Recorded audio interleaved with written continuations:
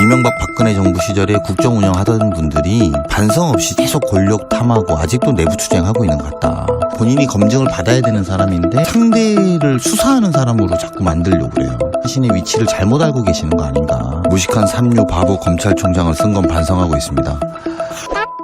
윤석열 후보는 강도 높은 비판을 쏟아내고 있는데 이번 정부를 향해서는 국민을 약탈하고 있다. 무식한 삼류바보들 데려다 정치에서 경제, 외교, 안보 전부 망쳐놨다. 다른 건 모르겠지만 무식한 삼류 바보 검찰총장을 쓴 건 반성하고 있습니다. 저는 네거티브 공세는 지지율 떨어지니까 더 열심히 하시는 것 같은데 2등 전략이라고 제가 분명히 말씀드릴 수 있습니다. 네거티브로 국가대통령이 된 사례는 없습니다. 거기다가 색깔론까지 더하는 것은 시대착오고 저기까지 하다. 대통령 후보의 품격이라고는 일도 찾아볼 수 없고 오히려 저는 검찰총장의 모습 그리고 그 폭력적인 모습만 저는 확인할 수 있다라는 생각이 들어서 국민들은 오히려 더 두려움에 떨지 않을까라는 걱정이 많이 드는 워딩이고요. 우리가 미래 대통령을 뽑는데 또 5년을 맡길 사람을 뽑는 건 아주 부적절한 발언을 계속 연일하고 있다 저는 이렇게 생각합니다.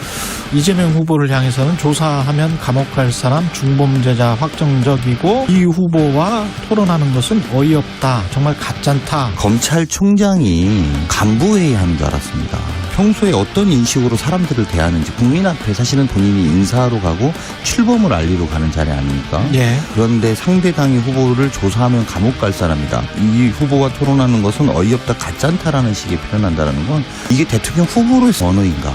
저는 아주 심각한 지경이다라고 생각하고 있습니다. 토론하는 게 어이없다. 정말 가짠다. 그래서 이제 토론 안 한다. 이런 조건 뭐 하면 토론을 하겠다. 뭐 이런 이야기잖아요. 어떻게 생각하세요? 토론을 잘 안 하겠다고 하는 이유는? 대통령 후보라는 자리는 국민의 검증의 대상 아닙니까? 국민 검증의 대상인데 자기 후보가 나오셔서 본인이 검증을 받아야 되는 사람인데 자기가 상대를 수사하는 사람으로 자꾸 만들려고 그래요. 굉장히 자기 자신의 위치를 잘못 알고 계시는 거 아닌가. 국민 앞에 겸손해야 되고 그 자기를 검증시키는 방식은 토론의 방식인 것이죠. 어떠한 형식과 틀을. 그래서 우리가 언론사 주체의 토론에 나가는 것은 국민을 대신한 언론사 앞에 나가서 또 국민의 목소리를 대신해서 질타도 들을 때도 있고 또 검증도 받아야 되는 것 아니겠습니까? 근데 그런 건 필요 없다.